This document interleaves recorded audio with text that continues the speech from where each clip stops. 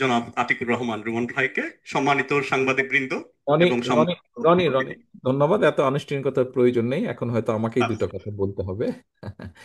জি sir. আনুষ্ঠানিকতা। আহ, উপস্থিত মুরব্বীবর্গ, উপস্থিত প্রিয় নেতৃবৃন্দ, কর্মী ভাইরা, সামনে উপস্থিত সাংবাদিক ভাইরা সহ এলাকাবাসী ভাইরা যারা উপস্থিত আছেন, আসসালামু আলাইকুম। আসলে আজকে তো আমাদের এখানে ঠিক এইভাবে অনুষ্ঠান বা আনুষ্ঠানিকতার কোনো বিষয় ছিল না। অ্যাকচুয়ালি মোতালেব সাহেব উনি পুরনো মানুষ, দলের একজন পুরনো নেতাকে আমি একটু দেখতে চেয়েছি, কথা বলতে চেয়েছি। আপনারা নিশ্চয়ই খেয়াল করেছেন, আমি ওনার কাছে একটি কথা বলেছিলাম, জিজ্ঞেস করেছিলাম যে ওনার কি উপদেশ দেশের সকল বিএনপির নেতা কর্মী, শহীদ জিয়া, দেশনেত্রী খালেদা জিয়ার সকল নেতাকর্মীর প্রতি ওনার কি উপদেশ। উনি ওনার অবস্থান থেকে ওনার যতটুকু বক্তব্য উনি উপস্থাপন করেছেন। আহ, একই সাথে আমাদের পিরোজপুর জেলার আহ্বায়ক সাহেব নজরুল সাহেব উনি ওনার বক্তব্যে একটি কথা বলেছেন। উনি আমাকে বলেছেন অনুপ্রেরণা। নজরুল সাহেব, বিষয়টি আমি এভাবে দেখি না। আমি অনেকবার বলেছি, আমরা রাজনীতি করি, রাজনীতিতে অনুপ্রাণিত হই, আমাদের মূল শক্তি রাজনীতিতে এই দেশের জনগণ। কাজে আমাদের অনুপ্রেরণা যদি হয়ে থাকে, সেটি হচ্ছে বাংলাদেশের জনগণ হচ্ছে আমাদের অনুপ্রেরণা। কারণ বাংলাদেশের মানুষ যতবার, আমরা যদি রাজনৈতিকভাবে ব্যাপারটাকে দেখি, রাজনৈতিক বিবেচনায় দেখি, অর্থাৎ তাহলে নির্বাচন দেখতে হয়, এবং নির্বাচনে আমরা দেখেছি এদেশের মানুষ যতবার সুযোগ পেয়েছে স্বাধীনভাবে ভোট দেবার, তারা বিএনপির পক্ষেই রায় দিয়েছে। কাজে এটাই প্রমাণ করে যে এই বাংলাদেশের মানুষই হচ্ছে বিএনপির আস্থার প্রতীক বা পরিপূরক একজন আরেকজনের। এখন বিষয় হচ্ছে যে, যেহেতু আজকে এখানে আমরা অনেকে উপস্থিত আছি, আহ, কয়েকটি কথা আমি আমার অবস্থান থেকে বলতে চাই। আজকে আমরা মোতালেব সাহেবকে দেখছি, উনি একটি হুইল চেয়ারে বসে আছেন। এবং কম বেশি এখানে যারা আপনারা উপস্থিত আছেন, কম বেশি প্রত্যেকের ধারণা আছে, বাই নাও এই অনুষ্ঠানের মাধ্যমে বহু মানুষ এর মধ্যে জেনেছেন যে কিভাবে উনি এরকম ক্ষতির শিকার হলেন। আতাতের আঘাতে উনি এরকম হয়েছেন, রাজনৈতিক প্রতিপক্ষের আঘাতে।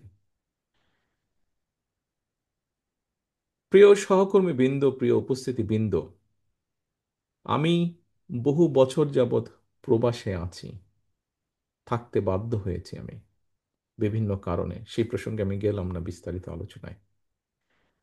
দেখুন, আমাদের সহ, আমাদের দলের সহ বহু মানুষ বিভিন্নভাবে, বিগত 17 বছর তো অবশ্যই, গত বছর জুলাই মাসে তো অবশ্যই অবশ্যই, এবং তারও আগে বিভিন্ন সময়ে মানুষের অধিকার প্রতিষ্ঠা করার জন্য, সেটি ভোটের হোক, রাজনৈতিক হোক, সাধারণ মানুষের অর্থনৈতিক স্বাধীনতার ক্ষেত্রেই হোক, বহু আন্দোলন হয়েছে দেশে, বহু সংগ্রাম হয়েছে, বহু নির্যাতন হয়েছে, বহু মানুষ শহীদ হয়েছে। আসুন আমরা সকলে মিলে, অনেক হয়েছে, ইনাফ, বহু মানুষ নির্যাতিত হয়েছে, বহু মানুষ হত্যা হয়েছে, শহীদ হয়েছে, ইনাফ। আসুন আমরা সকলে একটা জায়গায় আসি, মতভেদ ভেদাভেদ কমিয়ে নিয়ে আসি। আমরা আমরা কথা বলি। বিভিন্ন রাজনৈতিক দল আছে, তাদের বিভিন্ন আদর্শ থাকতেই পারে, সেটাই থাকাটা স্বাভাবিক। আমরা বহুদলীয় রাজনীতিতে বিশ্বাস করি, বিভিন্ন রকম মত মত থাকবেই, এটাই স্বাভাবিক। পৃথিবীতে সব গণতান্ত্রিক দেশেই এটা আছে। বাট আসুন আমরা সেই ঝগড়া ফ্যাসাদ থেকে কিছুটা হলেও দূরে সরে আসি। এসে আজকে এখানে মোতালেব সাহেব ওনার সন্তানদের দেখিয়ে যে বলছিলেন যে এই কথাটি, এরকম সন্তানের সংখ্যা সারা বাংলাদেশে আরো লক্ষ কোটি আছে। আমরা একটি বলেছি যে আগামী দিনে আমরা চাই মেধার ভিত্তিতে এই জাতিকে গড়ে তুলতে, এই দেশকে গড়ে তুলতে।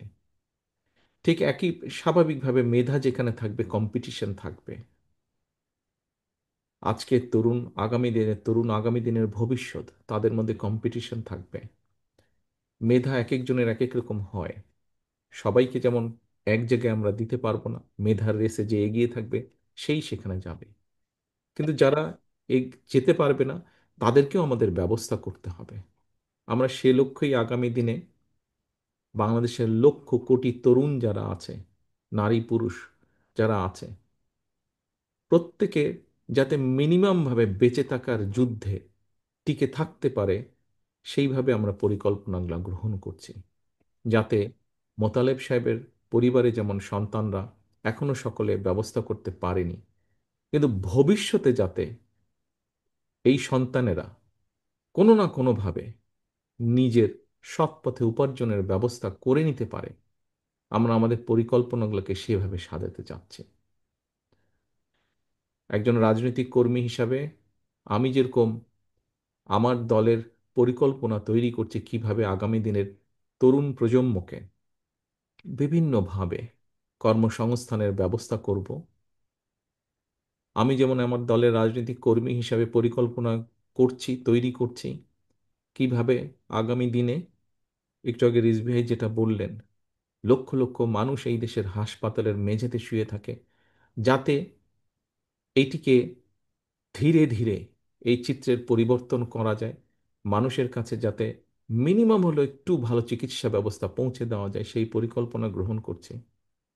বাংলাদেশ কৃষি নির্ভর দেশ, লক্ষ কোটি কৃষক বিভিন্ন সময় বিভিন্ন প্রাকৃতিক দুর্যোগ সহ বিভিন্ন সমস্যার ভিতর দিয়ে তাদেরকে যেতে হয়, তারপরেও তারা হাল ছেড়ে দেননি।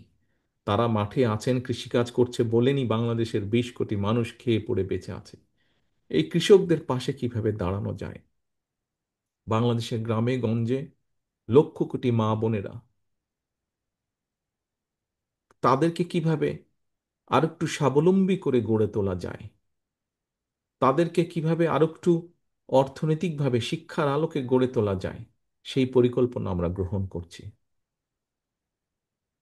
প্রিয় সহকর্মীবৃন্দ, প্রিয় উপস্থিতিবৃন্দ, আসুন, অনেক হয়েছে আন্দোলন, অনেক হয়েছে স্লোগান, অনেক হয়েছে মিছিল, অনেক হয়েছে মিটিং। এবার আসুন আমরা কম্পিটিশন করি দেশের মানুষের যে মৌলিক সমস্যাগুলো আছে, যা প্রতিদিন আমাকে আপনাকে প্রত্যেকটা মানুষকে যা ছুঁয়ে যায় জীবন যুদ্ধে বেঁচে থাকার জন্য, সেই সমস্যাগুলো কতটুকু একটু একটু করে কতটুকু আমরা কমিয়ে আনতে পারি, একটু একটু করে কতটুকু আমরা মানুষকে স্বস্তি দিতে পারি। আসুন আমরা কম্পিটিশন করি সেই পরিকল্পনাগুলো গ্রহণ করার জন্য। এবং শুধু গ্রহণ না, দেশের জনগণ যাদেরকে সুযোগ দিবে, তারা যেন একটু একটু করে সেই পরিকল্পনাগুলো বাস্তবায়িত করতে পারে। এই হোক আমাদের আগামী দিনের রাজনীতি, এই হোক আমাদের আগামী দিনের বাংলাদেশ এবং বাংলাদেশের মানুষের জন্য রাজনীতি, যাতে ভবিষ্যতে রাজনৈতিক মতপার্থক্য থাকতেই পারে, কিন্তু তার জন্য একজন মানুষকে শারীরিকভাবে আঘাত করতে যাতে না হয়, আঘাতপ্রাপ্ত যাতে না হন, এটাই হোক আমাদের বাংলাদেশের আগামী দিনের রাজনীতি। প্রিয় উপস্থিতিবৃন্দ, প্রিয় সাংবাদিক ভাইরা, আপনাদের মাধ্যমে আমি সারা বাংলাদেশে আমার দলের যত নেতাকর্মী আছে, সারা বাংলাদেশের যত গণতান্ত্রিক মানুষ আছেন, সবার কাছে আমার এই কথাগুলো পৌঁছে দিতে চাই। পরিশেষে আমি আল্লাহর দরবারে দোয়া করি আপনারা সকলে ভালো থাকুন। মোতালে সাহেব, আপনাকে আল্লাহ যতটুকু সম্ভব সুস্থতা দান করুন, এবং আসুন আগামী দিনে আমরা বাংলাদেশের মানুষের, যেহেতু এখানে আমরা প্রায় প্রত্যেকটা মানুষ বাংলাদেশ জাতীয়তাবাদী দলের রাজনীতির সাথে জড়িত, প্রতিটা মানুষ আমরা যাতে নিজেদেরকে বাংলাদেশের মানুষের কল্যাণে, দেশের ভালোর জন্য নিয়োজিত করতে পারি, আল্লাহর কাছে সেই রহমত চেয়ে আমার বক্তব্য শেষ করছি। আল্লাহ হাফেজ। বাংলাদেশ জিন্দাবাদ। বাংলাদেশ জাতীয়তাবাদী দল জিন্দাবাদ। ধন্যবাদ এবং কৃতজ্ঞতা।